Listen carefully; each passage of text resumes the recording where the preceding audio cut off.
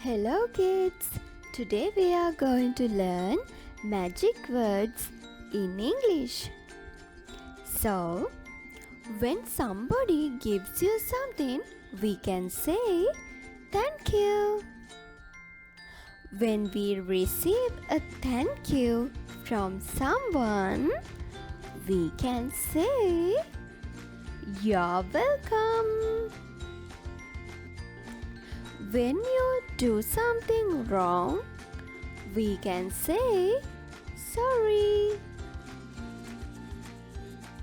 When you want something, we can say please.